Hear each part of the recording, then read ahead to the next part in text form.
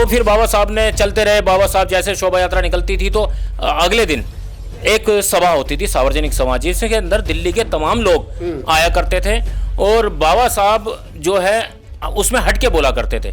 गुरु रविदास जी पर तो विचार सब रखते थे, लेकिन बाबा साहब कहा करते थे गुरु रविदास जी पे तो बहुत लोगों ने बोल दिया, अब मैं समाज के संबंध में बोलूंगा। थोड़ा गुरु रविदास जी के संबंध में बोलने के बाद बाबा साहब कहा करते थे समाज के उत्थान और उनकी ओर कैसे जीवन में सुधार लाया जाए। बाबा साहब डॉक्टर अम्बेडकर 1940 के आसपास से दिल्ली में उनका आना जाना लगातार रहा। 26 अलीपुर रोड हो, चाहे 15 जनपथ हो, और चाहे रानी झांसी रोड जो अम्बेडकर भवन के नाम से जाना जाता, बाबा साहब डॉक्टर अम्बेडकर ने खुद 4,500 रुपये में उस जगह को परचेज किया था। लेकिन एक बात बाबा साहब डॉक्टर अम्बेडकर के बारे में कही जाती है कि बाबा साहब डॉक्टर अम्बेडकर ने 1949 और 1950 के आसपास गुरु रविदास कमेटी जो दिल्ली के अंदर थी, उस कमेटी का हिस्सा बाबा साहब डॉक्टर अम्बेडकर रहे और बाबा साहब डॉक्टर अम्बेडकर की देखरेख में रविदास जयंती मनाई जाती थी। ये बात मैंने सुनी थी, कहीं कुछ किताबों में पढ़ी थी। आज मैं उस जगह पर खड़ा हूं जिस जगह पर बाबा साहब डॉक्टर अम्बेडकर आते जाते थे। यानी ये वो पवित्र जगह है जहां बाबा साहब डॉक्टर अम्बेडकर के चरण पड़े और ये जगह गुरु रविदास जो जन्म उत्सव कमेटी है उसका दफ्तर है। मेरे साथ जो खड़े हैं आप तमाम साथी गुरु रविदास जन्म उत्सव कमेटी के पदाधिकारी हैं और 647वां गुरु रविदास जी का जन्म उत्सव 2 दिन के बाद में यानी 24 तारीख को फरवरी में मनाया जा रहा है। तो मुझे जिज्ञासा हुई कि आखिरकार जब बाबा साहब डॉक्टर अम्बेडकर ने संत रविदास जी की जयंती को यहाँ मनाना शुरू किया तो वो कौन से चंट्र चालाक और पाखंडी लोग हैं जो ये कहते हैं कि अगर अम्बेडकर हो नहीं होता तो रविदास जी घर घर में पूज रहे होते, जबकि बाबा साहब डॉक्टर अम्बेडकर ने खुद संत रविदास जी के विचार को बढ़ाने और पढ़ने का काम किया। सर थोड़ा सा बताइए क्या नाम है आपका? ब्रह्म प्रकाश बुलाकी। ब्रह्म प्रकाश बुलाकी जी, जैसा मैंने कहा इस वीडियो के स्टार्टिंग में कि बाबा साहब डॉक्टर अम्बेडकर के ऊपर आरोप खास तौर से पश्चिमी उत्तर प्रदेश में लगता है। बड़ौद, बागपत, मुजफ्फरनगर, शामली जो बेल्ट है यहाँ पे लगता है, लोग अक्सर कहते हैं बाबा साहब को नहीं मानते। बुद्ध की तो बात छोड़ दीजिए, रविदास के मंदिरों में तमाम हिंदू के देवी देवता बाबा साहब डॉक्टर अम्बेडकर की 22 प्रतिज्ञाओं को आंख दिखाते हुए कैसे कहोगे कि ये तो वही जगह जो जहाँ से बाबा साहब ने शुरुआत की थी? देखिए, जो लोग ये बात कहते हैं कि बाबा साहब गुरु रविदास जी के विरोधी थे, वो लोग अज्ञानी हैं, उनको जानकारी नहीं है। वो बाबा साहब डॉक्टर भीमराव अंबेडकर जी 1900 जब आज़ादी से पहले जब दिल्ली आए थे तो दिल्ली में जब वो रेलवे स्टेशन से उतरे तो दिल्ली रेलवे स्टेशन के बाहर एक सरदार किशन सिंह की जूते की दुकान हुआ करती थी। तो सबसे पहले बाबा साहब की उनसे मुलाकात हुई। तो उस मुलाकात में वहां पर एक गुरु रविदास जी का चित्र लगा था। बाबा साहब वहां पालिश कराने के वो जानते नहीं थे, बाबा साहब पालिश कराने के बहाने वहां पर रुके। तो वहां रुके तो उनसे पूछा ये फोटो किसका लगा हुआ है? तो बाबा साहब को उन्होंने बताया किशन सिंह को ये हमारे गुरु रविदास जी का है। तो बाबा साहब तो उनसे ये पूछना चाहते थे कि आपने फोटो ऐसी लगाई है, ये जानते भी हो? अच्छा, वाला बाबा साहब उल्टा उन्हीं को चेक कर रहे थे। तो उन्होंने कहा ये हमारे गुरु रविदास जी हैं। तो बाबा साहब जब समझ गए इसको ज्ञान है तो उन्होंने कहा कि तुम इनको अपना गुरु कैसे मानते हो? जी हमारे समाज के चमार जाति में हुए हैं और ये तो महान हमारे संत हैं, इनकी वाणी गुरु ग्रंथ साहिब में भी है। तो बाबा साहब ने कहा कि तुम क्या करते हो गुरु रविदास जयंती पर? उन्होंने कहा जी हम यहाँ पर भंडारा करते हैं और सभी क्षेत्रों में रात को कीर्तन होता है, सत्संग होता है, तो इस तरीके से, और शोभा यात्रा निकालते हैं हम करोल बाग में। तो फिर बाबा साहब ने चलते रहे। बाबा साहब जैसे शोभा यात्रा निकलती थी तो अगले दिन एक सभा होती थी, सार्वजनिक सभा, जिसके अंदर दिल्ली के तमाम लोग आया करते थे और बाबा साहब जो है उसमें हटके बोला करते थे। गुरु रविदास जी पर तो विचार सब रखते थे, लेकिन बाबा साहब कहा करते थे गुरु रविदास जी पे तो बहुत लोगों ने बोल दिया, अब मैं समाज के संबंध में बोलूंगा। थोड़ा गुरु रविदास जी के संबंध में बोलने के बाद बाबा साहब कहा करते थे समाज के उत्थान और उनकी ओर कैसे जीवन में सुधार लाया जाए। मतलब बाबा साहब डॉक्टर अम्बेडकर आप ये कह रहे हैं, कहीं ना कहीं मैं थोड़ा सा क्लियर कर दूं कि आज़ादी से पहले जब यह जयंती निकलती थी रविदास जी की, गुरु जी की, तो बाबा साहब उसमें आते थे और उससे एक दिन पहले, एक दिन बाद जो सार्वजनिक सभा होती थी उसमें बाबा साहब समाज के उत्थान पर बात करते थे। उसके मुख्य अतिथि हुआ करते थे। अच्छा, बाबा साहब उसके मुख्य अतिथि भी होते थे। तो ये मैं तो दर्शकों को बता दूं कि बाबा साहब डॉक्टर अम्बेडकर उस आम जनसभा के मुख्य अतिथि भी हुआ करते थे। और उसके बाद जब बाबा साहब ने अपने पॉकेट से अंबेडकर भवन जिस स्थान पर है वो जब जमीन खरीदी थी तो उस भवन का नाम बाबा साहब, जो बाबा साहब के समकालीन लोग थे, मैं तो नहीं था लेकिन मैंने मेरा सौभाग्य, आपके पिताजी, आपके उनके समकालीन जो लोग हैं वो मेरे गुरु रहे हैं आदरणीय, इस कमेटी के संस्थापक सदस्यों में रहे हैं, उनसे मुझे जानकारी मिली कि जब हम बाबा साहब के पास जाते थे और जब उसका अंबेडकर भवन का शिलान्यास किया तो बाबा साहब ये जोर दे रहे थे इस भवन का नाम गुरु रविदास भवन रखेंगे। अच्छा, मतलब जो आज भवन रानी झांसी रोड पे बना हुआ है, जिसको हम डॉक्टर अम्बेडकर भवन कहते हैं, बाबा साहब ये चाहते थे कि इस भवन का नाम जो है वो गुरु रविदास भवन होना जी जी जी, ये बड़ी बात तो वो हमारी कमेटी के जितने उस समय के दौर के हमारे नेतागण थे, उन्होंने सबने कहा नहीं बाबा, हम इसका नाम बाबा साहब डॉक्टर अंबेडकर भवन रखेंगे।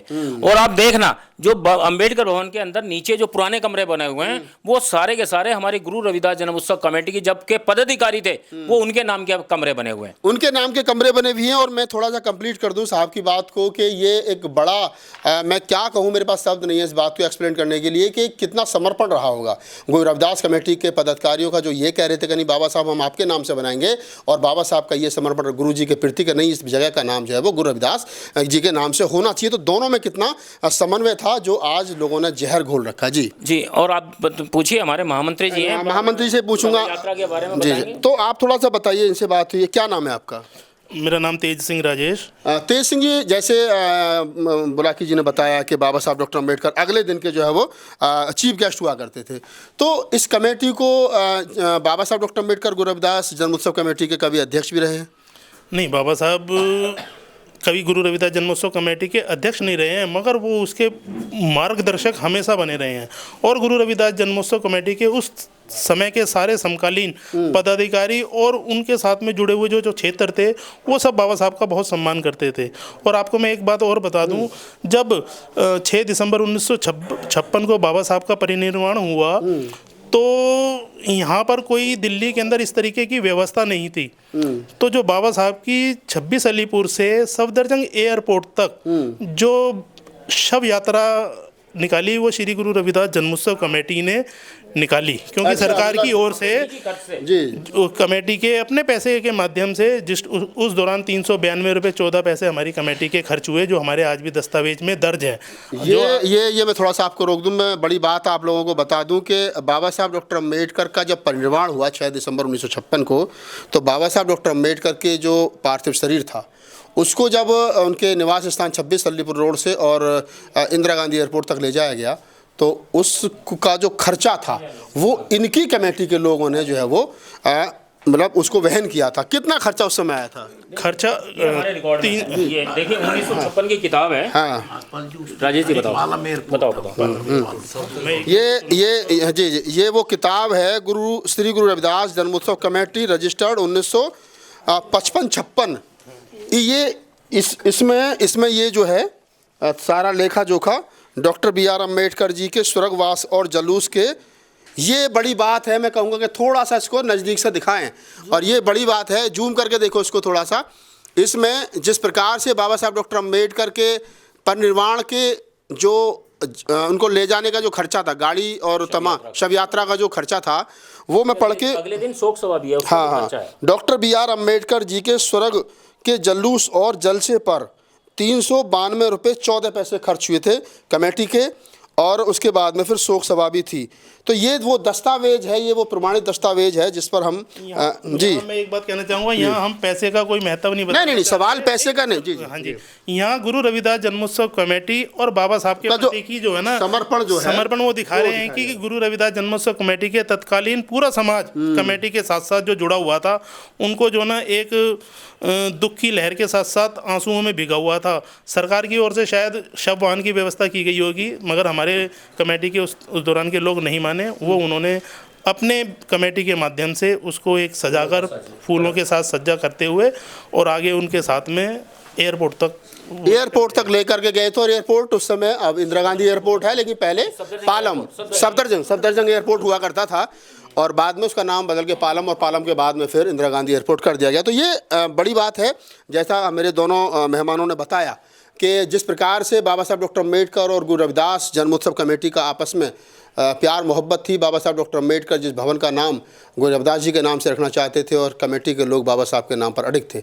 तो ये समर्पण है एक दूसरे का। और इस बातचीत को करते वक्त और ये जो दस्तावेज है इसको देखते वक्त और पढ़ते वक्त मैं भी थोड़ा सा भावुक इसलिए भी हो गया कि ये वो हम लोगों ने बाबा साहब नहीं देखे। हम उनके जब जीवन को पढ़ते हैं तो हम खुद जो है कहीं ना कहीं उदास हो जाते हैं। लेकिन इस प्रकार के लोगों के साथ मैं खड़ा हूँ, उस पीढ़ी की दूसरी पीढ़ी के लोगों के साथ मैं खड़ा हूँ जिन्होंने बाबा साहब डॉक्टर अम्बेडकर को इतना प्यार, इतना मान, इतना सम्मान दिया कि बाबा साहब डॉक्टर अम्बेडकर को उन्होंने सब कुछ दांव पर लगा करके बाबा साहब डॉक्टर अम्बेडकर का अगर यहाँ पर उनका मृत शरीर पालम हवाई अड्डे तक ले जाया गया सफदरजंग तक, तो उसमें बड़ा उनका योगदान रहा। ऐसे बहुत सारे दस्तावेज हैं। आपने चाहे वो 14 अक्टूबर 1956 का हो, चाहे अपना आगरे का भाषण बाबा साहब का हो जिसमें लगभग 4400 की थैली बाबा साहब को भेंट की गई थी। तो बात वहीं आती है घूम फिर के। इस बातचीत को करने का, दोनों तमाम लोगों से मेरी बातचीत करने का उद्देश्य सिर्फ इतना हुआ कि मेरा मन में ये बात हुई कि बाबा साहब डॉक्टर अम्बेडकर ये वो जगह है जहाँ आते थे। मुझे भी यहाँ आने का एक अवसर मिला तो मैं भी कहीं ना कहीं अपने आप को धन्य मानता हूँ। और गुरु रविदास जी जो हमारे समाज के एक आनवान शान है और बाबा साहब डॉक्टर अम्बेडकर भी उनको अपना गुरु मानते थे। तो समाज में जो द्वेष फैलाने की लोग, कुछ मुठीवर लोग कोशिश कर रहे हैं कि रविदास जी नहीं होते तो ये होता और अम्बेडकर नहीं होते तो ये होता, जबकि मैं पहले से कहता हूँ कि बुद्ध, कबीर, नानक, रैदास, साहू जी महाराज, डॉक्टर अम्बेडकर, काशीराम एक वैचारिकी के लोग हैं और ये सब हमारे पुरख हैं। इस पूरी बातचीत के बारे में आपकी क्या प्रतिक्रिया हमें कॉमेंट सेक्शन में बताइए। मैं फिर किसी ऐसे ही वीडियो के साथ आपके सामने हाजिर होगा। धन्यवाद।